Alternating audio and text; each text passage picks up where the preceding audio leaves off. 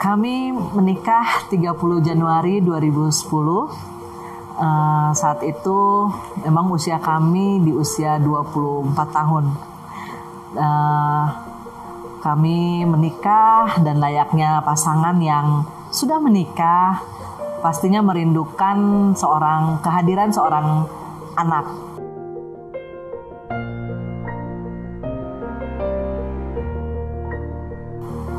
Bulan demi bulan boleh kami lalui. Mungkin test pack demi test pack juga sudah kami lakukan dengan rasa yang sudah sangat mungkin sedikit kecewa, sehingga kami memutuskan untuk tidak lagi melakukan pemeriksaan dengan test pack dan mengikuti jalannya hari-hari kami seperti biasa.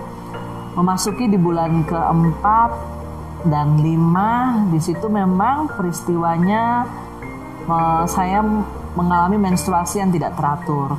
Sampai di bulan Agustus kurang lebih itu 4 bulan saya tidak mens. Dan di bulan Agustus itu dari kantor meminta saya untuk mengikuti sebuah kegiatan di Bali. Dan saya mengikuti kegiatan tersebut. Ya, durasi cukup lama, kurang lebih 4-5 hari di Bali. Setelah pulang dari Bali, langsung bicara sama suami saya. Saya bilang, sayang, saya sudah mens 4 bulan tidak mens dan sepertinya harus periksa ke dokter, karena sebagai seorang wanita saya takutan kalau terjadi sesuatu di rahim saya atau mungkin di proses sistem reproduksi saya. Sehingga suami saya bilang oke, ke dokter, besoknya kita ke dokter dan memang ke dokter kandungan. Di dokter kandungan itu dokter menanyakan biasa riwayat kami, pasangan suami istri, sudah berapa bulan menikah. Dia mengkaji lah, sudah dikaji. Setelah dikaji dia menyarankan memang, loh kenapa tidak melakukan program hamil saja?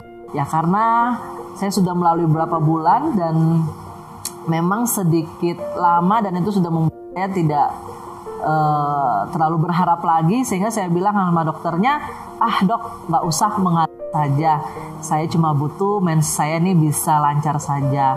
Oke, kata dokternya, kita coba saja untuk membuat menstruasinya mulai teratur sebulan sekali, karena kalau dengan teratur berarti sel telur itu mulai berkembang dengan baik dan terjadi ovulasi seperti itu. Jadi kurang lebih 1-2 bulan kami ke dokter kandungan tersebut untuk melancarkan menstruasi saya. Memasuki bulan ketiga, yaitu berarti di bulan Agustus, Oktober dan November, dokternya menyarankan bagaimana kalau suaminya juga diberikan obat untuk penguat sperma seperti itu ya. Jadi ya kami karena masih polos ya kami ikut saja, oke, tidak apa-apa. Namun memang kalau berobat ke dokter spesialis seperti itu bukan dengan biaya yang murah ya, cukup mahal, sehingga pada saat kami harus menebus obat di bulan ketiga itu kami melihat harganya yang cukup lumayan menghabiskan uang ya, sehingga setelah keluar dari apotik saya bilang sama suami saya, sudah ya, setelah ini nggak usah lagi berobat karena uang kita nggak cukup lagi, cukup ini yang terakhir kalinya. Mau menstruasinya lancar lagi kah? Tidak, ya udah nggak apa-apa, yang penting ini yang terakhir kalinya kita ke dokter, karena memang situasinya uangnya juga tidak cukup seperti, dan suami saya bilang oke, tidak apa-apa, yang penting kamu sehat, kata dia seperti itu. Lalu kami menebus obat itu pun dengan biaya atau harga setengahnya saja kami tebus. Nah setelah kami tebus, kami hidup seperti biasa. Di bulan Desember tuh tepat memang bulan Natal, mama papa saya datang ke Bandung karena anak-anaknya semua waktu itu di Bandung, termasuk ya saya juga. Jadi kami Natalan di rumah abang saya dulu di Sarijadi. Nah di situ saya memang sudah keluar flex seperti itu, tapi saya merasa bahwa itu mungkin menstruasi saya saja gitu. Dan saya seperti biasa saja karena saya tidak terlalu merasakan sesuatu yang berbeda pada saya. Paling ya karena orang tua datang, mamah datang, jadi makanan mamah kita pasti kita lebih senang gitu ya. Jadi makan, ya menikmati suasana Natal. Nah setelah itu kami pulang ke Jatinangor. Orang tua saya tetap di Bandung dengan abang dan adik saya. Kami pulang ke Jatinangor dan saat perjalanan pulang di situ saya sepertinya banyak darah yang keluar seperti itu. Cuma saya tetap cuek aja karena saya pikir oh ini menstruasi saya seperti itu ya. Oh ini mens saya. Jadi saya santai aja gitu. Jadi ya sampai di rumah saya mandi, saya ganti baju ya seperti biasa. Oke, dan masuk bulan Januari saya kembali bekerja, suami saya juga bekerja. Namun saat memang itu mulai puncaknya di mana saya mulai merasakan mual ya, muntah. Besoknya lagi seperti itu di kantor, pokoknya sudah sampai di rumah mual, nanti sampai di kantor saya mual muntah lagi sampai pada titik di mana muntah saya itu sudah berwarna kuning. Saya juga kaget karena selama saya hidup tuh belum pernah saya merasakan muntah seperti itu, bahkan belum pernah saya dirawat di rumah sakit. Jadi saya cukup kaget dengan apa yang saya alami, sehingga saya juga bilang sama suami saya mau periksa ke dokter karena saya muntah-muntah sudah sampai warna kuning. Kata suami saya oke, tidak apa-apa. Namun pada saat di kantor teman-teman saya karena melihat sebuah perubahan dalam diri saya, yang mereka bilang coba saja Bu Lisbeth di tes pack aja gitu. Dan ya tadi karena saya sudah sedikit kecewa dengan tes pack tersebut, jadi saya enggak lah, ini cuma masuk angin biasa saja, karena biasa kalau tahun baru kita suka merayakan, jadi mungkin saya masuk angin saja. Nah, namun karena saya teringat pada saat saya mau pulang ke rumah dari kantor, saya ingat oh iya ya, kenapa sore ini saya mau pergi ke dokter untuk periksa apakah mungkin lambung saya ada masalah. Kenapa saya tidak tes pack dulu? Lalu saya berhenti di sebuah apotik. Ya memang saya di situ tidak ngasih tahu suami saya kalau saya beli tes pack. Saya simpan 2 tes pack. Saya beli 2 tes pack dan saya simpan di tas saya. Saya pulang. Setelah saya pulang, ya seperti biasa. Sampai di rumah saya langsung masuk kamar mandi cepat-cepat ya, karena saya pengen tahu nih apa ya, apakah saya 2 garis atau 1 garis seperti itu. Jadi saya coba masuk kamar mandi, lalu suami saya lagi ada di ruang tamu, saya coba periksa dan ternyata hasilnya 2 garis. Dan itu membuat saya kaget tapi senang gitu ya, karena ini hal yang mungkin ditunggu-tunggu tapi tidak terlalu ditunggu-tunggu juga, karena tadinya sudah berpikir ini akan lama kok ya, karena saya sudah berpikir ya mungkin 2 tahun lagi kah, 5 tahun lagi kah baru saya punya anak. Makanya sebelum saya memeriksakan itu kehamilan saya tadi, saya di bulan September Oktober saya sudah mendaftar untuk program S2 saya ke Thailand. Jadi proses surat-surat untuk dari sebuah lembaga, di lembaga kami itu prosesnya ada beberapa berkas yang saya sudah masukkan, yang coba dibantu juga, dan itu sudah proses untuk saya boleh mendaftar kuliah di Thailand. Dan saat itu tinggal menunggu panggilan saja memang, karena untuk proses wawancara dan lain-lain, dan mungkin melengkapi berkas-berkas yang kurang. Jadi saya sudah mefokuskan diri untuk nanti saya mau sekolah lagi seperti itu. Dan di saat itu saya senang, namun saya belum terlalu senang karena katanya lebih akurat itu di pagi hari. Tapi saya udah kasih suami saya kalau sayang tes packnya garis 2 loh gitu. Jadi itu buat dia pun kaget gitulah. Kenapa ini bisa terjadi? Karena kita melihatnya sepertinya biasa aja gitu ya. Jadi tiap bulan juga ya seperti itu jalannya ya. Prosesnya seperti itu, biasa-biasa aja kita menjalani hari-hari kami seperti suami istri ya. Saya tidak menyangka hal itu terjadi karena memang sebelumnya tidak ada tanda-tanda signifikan untuk istri saya bisa hamil saat itu.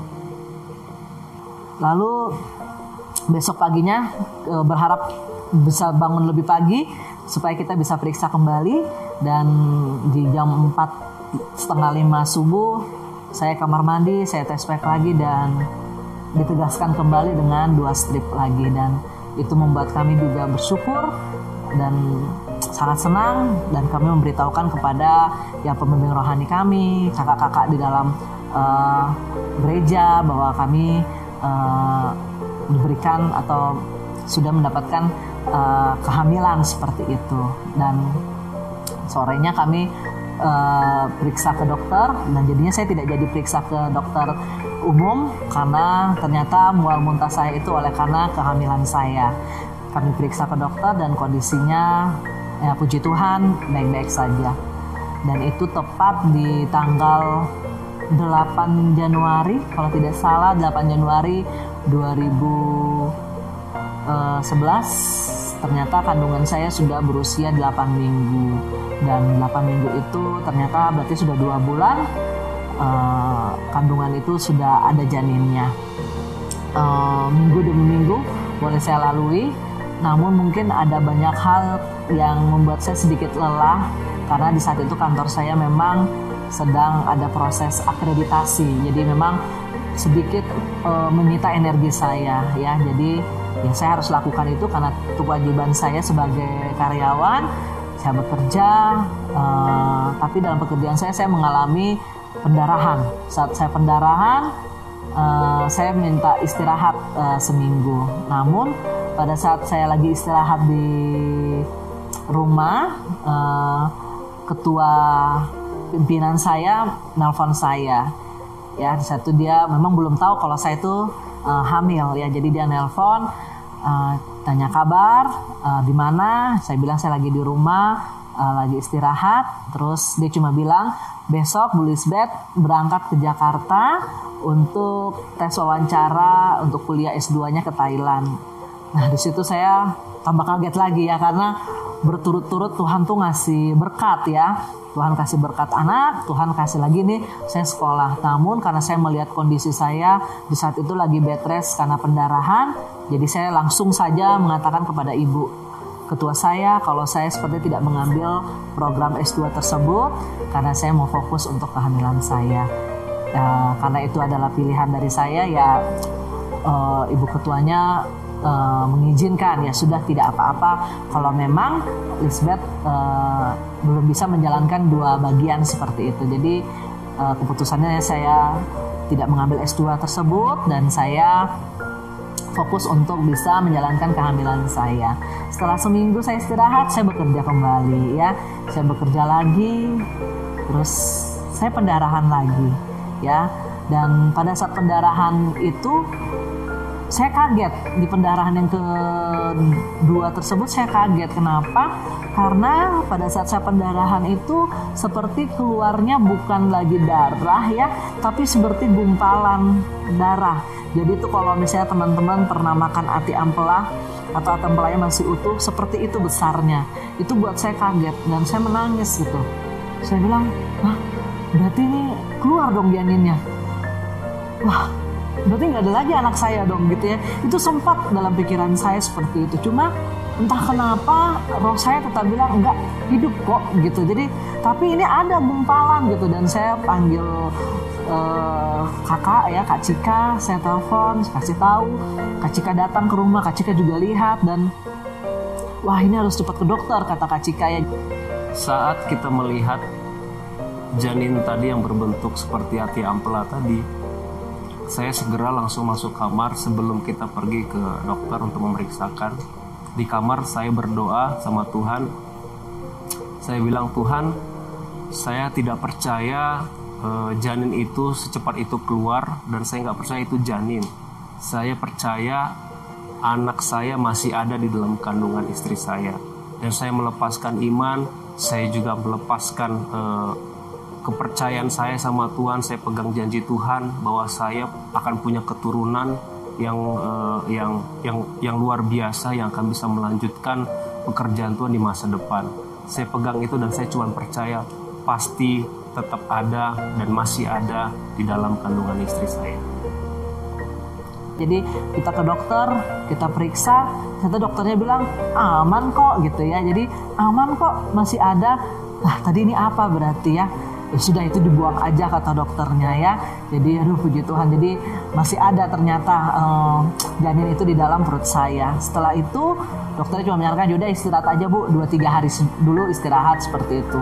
Setelah istirahat saya bekerja lagi, saya pendarahan lagi ya. Nah karena pendarahan tersebut ya orang tua dan juga gembala dalam gereja kami juga menyarankan ya sudah, karena mungkin di kantor lagi proses akreditasi sama takutnya kelelahan, jadi lebih baik mungkin kita ngontrak saja di dekat kampus atau tempat kerja saya.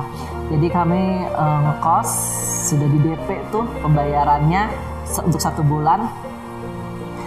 Baru 2 minggu berjalan. Setelah baru 2 minggu berjalan, di malam harinya kami tidur seperti biasa. Di saat tidur, besoknya bangun pagi, tempat tidur kami penuh dengan darah. Dan itu buat saya kaget gitu, karena saya sudah sering pendarahan. Dan di hari itu saya harus melihat genangan darah di atas tempat tidur. Itu membuat saya bilang, ampun Tuhan, berarti ini udah gak ada lagi. Ini udah darah semua nih di atas tempat tidur. Dan itu saya belum sempat makan, sempat minum. Ya kebetulan karena tempat tinggal kami dekat dengan rumah sakit juga, suami saya membawa saya ke rumah sakit. Namun karena memang sudah terbiasa dengan pendarahan, jadi memang setelah saya di rumah sakit, suami saya pergi dulu ke kantor lah, ngabsen. Nanti dia balik lagi sih, cuma saya bilang udah ke kantor aja dulu, nanti ngabsen balik lagi ke sini. Mungkin ya jam 10 jam 11 bisa balik lagi, karena tadi saya sudah terbiasa pendarahan. Jadi mungkin nanti dokternya cuma ngasih obat lagi dan ngasih cairan, saya istirahat mungkin segera pulih kembali. Namun di saat itu, di saat saya menunggu dokter, memang ada seorang tenaga medis di situ melakukan pengkajian sama saya, dan dia mengatakan setelah dia kaji, karena saya punya riwayat pendarahan, ibu tersebut bilang, wah Ibu Lisbeth, sepertinya Ibu Lisbeth tidak usah makan ya, karena saat itu saya juga lapar, saya minta makan, tapi kata dia jangan dulu makan karena sekalian saja puasa. Saya kaget, kenapa harus puasa gitu ya. Terus kata dia, ya karena supaya kalau dokternya datang kita tinggal kuret. Oh kenapa dikuret? Saya kan tidak mengalami apa-apa. Iya karena ibu sudah mengalami pendarahan dan sering pendarahan sehingga ini sepertinya sudah tidak ada kehidupan. Di situ saya tidak percaya dengan apa yang dia katakan itu. Saya cuma percaya bahwa yang ada dalam perut saya ini masih hidup. Saya cuma bilang, saya percaya ini masih hidup. Sampai saya bilang, tidak, ini tidak akan dikuret, saya tetap tunggu dokternya, dan saya akan bilang sama dokternya, tidak akan dikuret ya. Entah mungkin orang bilang ini proses saya belum bisa menerima, ya denial seperti itu, tapi saya cuma punya iman, saya percaya kalau dalam perut saya ini masih ada dan masih hidup. Nah di saat itu saya telepon suami saya bilang, cepat datang dong sayang, ini orang-orang di sini bilang saya harus dikuret, dokternya lama lagi. Karena memang saya datangnya tidak lewat poli ya, langsung masuk ke ruang rawat inapnya. Jadi dokternya bilang nanti saya datang seperti itu. Jadi saya harus nunggu dokternya kurang lebih sekitar jam 1 baru saya diperiksa. Betul sekali, waktu istri saya menelepon saya dan memang saat itu saya masih di kantor, dan saya bilang, oke, Mami, kita pulang hari ini juga. Dan memang saat itu saya langsung menelpon gembala kami, yaitu Pastor Edo, untuk menjemput di rumah sakit tersebut, dan kita sama-sama pulang ke Jatinangor untuk memeriksakan ke dokter, di mana kita memang sudah memeriksakan sebelumnya ke dokter tersebut di Jatinangor. Di saat saya diperiksa, ya dokternya bilang ini tidak apa-apa seperti itu. Jadi yang membuat saya sedikit lega lah. Tapi memang dari pagi sampai siang jam 1 saya nggak dikasih apa-apa, nggak dikasih obat, ya nggak dikasih minum, nggak dikasih makan. Jadi memang ya kondisinya seperti menunggu aja gitu loh, menunggu untuk nanti proses selanjutnya yaitu dikuret. Cuma pada saat dokternya periksa bilangnya nggak apa-apa, dan di situ saya ya cukup senang kalau dokternya bilang tidak apa-apa. Namun karena saya tidak puas, jadi saya bilang sama suami saya, dan di saat itu juga di sore hari gembala saya datang menjemput kami supaya membawa kami ke dokter yang biasa kami periksa. Nah, kurang lebih sekitar jam 5:30-6 sore kami tiba di tempat di mana dokter yang biasa kami periksa. Dan saat dokter itu periksa, ternyata dokter mengatakan kalau janin yang ada di perut saya ini cuma punya kehidupan 50%. Dalam arti dia sudah mengalami penyusutan volume tubuhnya, ya ukuran janin itu sudah mengalami penyusutan dan jantungnya sudah mulai melemah. Di situ hati saya tambah hancur karena saya bilang sama Tuhan, kalau memang Tuhan belum kasih, ya nggak usah kasih dulu gitu ya. Ngapain ngasih terus aku harus mengalami pendarahan balik, dan hari ini saya harus mendengar hidupnya cuma tinggal 50% gitu, dan itu kan ngapain gitu. Ya kalau memang belum dikasih ya udah nanti aja gitu. Dan di saat Tuhan bilang dalam hatinya cuma bilang, percaya, kamu beriman. Kalau Abraham saja Tuhan kasih pengganti dari Ishak, ya Tuhan akan berikan yang lebih sama hidup kamu. Dan itu saya belajar untuk bisa menerima apa yang Tuhan berikan, karena Tuhan memberi, Tuhan juga yang ngambil, dan anak itu bukan menjadi milik saya gitu. Dan situ saya belajar bahwa oh iya ya, ini kan bukan milik saya. Jadi kalau Tuhan pun mau ngambil saat itu, ya saya harus bisa melepaskannya. Dan di saat itu juga gembala kami berdoa, karena dokter sudah ngomong seperti itu, tapi dokter memberikan kekuatan. Dokternya bilang kita lihat besok pagi, kalau besok pagi keadaannya lebih membaik, berarti janin ini bisa dipertahankan untuk hidup. Tapi kalau memang tidak ada tanda-tanda kemajuan, berarti mungkin ibu harus siap untuk dikuret. Dan ya dengan hati yang cukup berat, saya bilang oke dokter, tidak apa-apa, ya kita tunggu saja sampai besok pagi. Jadi selama 1 malam saya diobservasi, setiap 1-2 jam selalu diobservasi sama bidannya ya. Saya diobservasi, dan tadi sebelum gembala kami pulang, gembala kami cuma menyampaikan ya pesan kekuatan sama kami, dan dia cuma bilang dalam doanya bahwa akan ada ciptaan ulang. Dan itu yang buat saya mengingat, wow, ada ciptaan ulang. Kalau ciptaan ulang itu berarti kan sesuatu yang sudah hancur, tapi Tuhan tuh ciptain ulang kembali.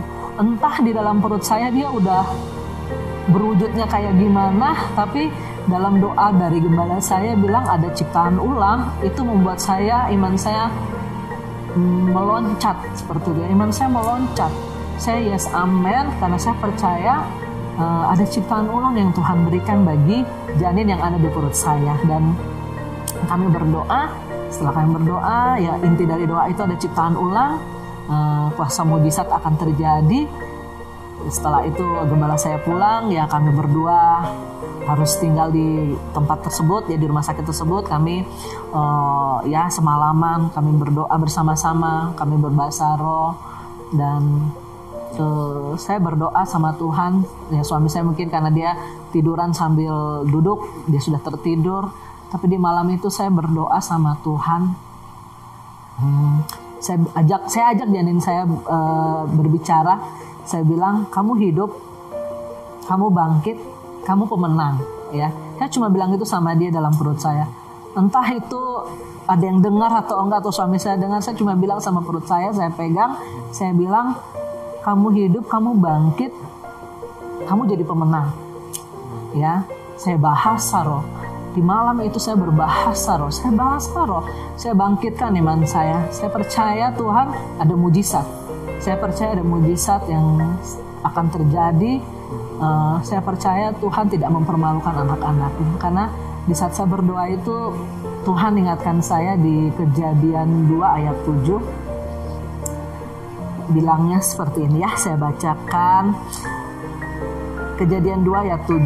Ketika itulah Tuhan Allah membentuk manusia itu dari debu tanah dan menghembuskan nafas hidup ke dalam hidungnya.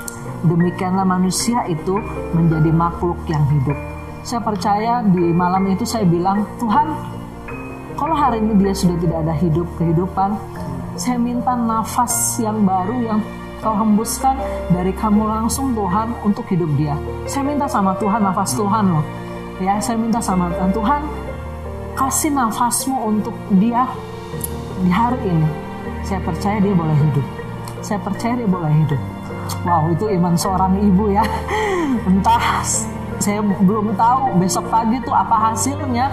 Cuma di malam itu saya cuma ingat tentang nafas kehidupan yang Tuhan hembuskan. Ya, saya percaya banget kalau Tuhan menghembuskan nafas, saya boleh ada hari ini atau saat itu. Saya percaya janin yang ada di perut saya ini, Tuhan pun akan menghembuskan nafas kehidupan untuk dia. Saya berdoa, saya bahasa roh, saya tumpangkan tangan, saya tertidur. Ya, bidan datang lagi observasi, periksa, ya, puji Tuhan, pendarahannya katanya sudah tidak ada, ya sedang lah ya, tapi kan tidak tahu kondisi di dalam, mungkin pendarahan sudah tidak ada, tapi saya belum tahu nih keadaannya di dalam. Saya cuma wow, besok pagi jam 7 saya harus mendengarkan apa kata dokter gitu ya. Dan setelah paginya dokternya datang, Oke Bu, bagaimana kabarnya? Ya seperti biasa ya, kalau dokter menyapa, baik dok, oke kita periksa ya, semangat ya Bu. Ya kita periksa, setelah diperiksa dokternya juga kaget, dia bilang, wow Bu, ini janinnya sudah kembali gitu ya, ukurannya udah penuh lagi, volumenya sudah penuh lagi gitu, dan jantungnya sudah mulai teratur detakannya gitu. Dan di situ kami nangis gitu, karena ya ampun Tuhan, ternyata iman kita itu kita pertaruhkan gitu. Saya percaya kalau Tuhan berikan hembusan nafas itu di malam itu untuk dia, di pagi hari itu pasti gak akan ada mujizat gitu ya. Dan saya melihat bahwa pekerjaan Tuhan ajaib dan besar ya. Sampai hari ini saya boleh melihat pertumbuhan dia yang luar biasa. Bahkan di tengah-tengah kehamilan saya memasuki bulan keempat, kelima, 6, 7, 8, 9 ya. Itu memang ya kami berobat dengan cuma pemeriksaan USG yang cuma 2 dimensi. Yang memang waktu dokter bilang pada saat saya boleh kembali ke rumah, dokter cuma bilang, tapi Bu, nanti siap-siap juga ya, kalau dia lahir mungkin ada yang kurang ya. Mungkin dia ada kecacatan karena dia sudah mengalami proses pendarahan yang cukup sering gitu ya. Ya saya sama suami bilang nggak apa-apa dok, ya kami siap gitu. Dan saat USG juga dokter cuma ya masuk 6-7 bulan 9 bulan dokter cuma bilang ini hidungnya, ini matanya, ini kakinya. Oke dok, walaupun kami yang mana gitu ya, cuma bersyukur dokter bilang ada dan lengkap gitu. Dan pada saat dia dilahirkan pun yang kami lihat dulu normal gak ya, itu wajar ya sebagai orang tua kami lihat. Dan puji Tuhan sampai hari ini pun dia masih ada utuh, normal seperti anak perempuan yang lain. Dan ketika saya melihat anak saya sudah lahir, saya langsung memeriksa dan memastikan semua organ-organ tubuhnya ada. Dan puji Tuhan dari ujung kepala sampai ujung kaki, ada tangan, ada kaki yang lengkap, ada jari-jari yang lengkap, mata, telinga yang sehat, yang lengkap, sempurna, normal. Dan di situ saya melihat keajaiban Tuhan sungguh benar terjadi dan tergenapi dan terjawab semua doa yang kita naikkan. Ada penciptaan ulang dan benar-benar diciptakan ulang sempurna, normal seperti manusia normal adanya. Dan di situ saya mengucap syukur sama Tuhan, sungguh ajaib Tuhan, sungguh Dia nyata, hidup, bergerak, ya walaupun tidak terlihat tapi terasa dengan apa yang Dia lakukan dengan karya-karya terbesar. Terpuji nama Tuhan. Dan saya melihat pekerjaan Tuhan yang besar. Bahkan di tengah-tengah saya mau melahirkan dia saja pun itu ada perjuangannya gitu ya. Jadi pada saat saya mungkin mengedan, susah keluar, saya mengedan lagi sampai proses mengedan yang terakhir itu dokter periksa juga denyut jantungnya sudah lemah gitu ya. Saat denyut jantungnya sudah lemah, dokter cuma bilang, Bu Lisbeth, semangat, sekali nafas saya bantu dia keluar. Dan di situ karena dia denyut jantungnya sudah lemah, jadi Bu Lisbeth harus ngedan sekali, saya bantu keluar. Dan di situ saya cuma bilang, Tuhan kasih aku menang melewati ini semua gitu ya. Saya mengedan dan dokter, dan di mengedan terakhir itu cukup baik ya. Saya mengedan walaupun ada sedikit pemotongan ya, ada sedikit robekan, tapi saya mengedan dan krosi boleh keluar, dan makanya namanya bisa menjadi krosi Victoria Manik, yang artinya orang yang menerobos, orang yang menyeberangi apapun, dan dia memperoleh kemenangan Victoria. Ya, jadi itu yang bisa saya ceritakan, pekerjaan Tuhan yang dahsyat, iman yang dipertaruhkan, dan melihat janji-janji Tuhan atas hidup kita, dan sangat diberkati dengan apapun yang boleh kita lalui selama kehidupan kita. Oke, Tuhan berkati.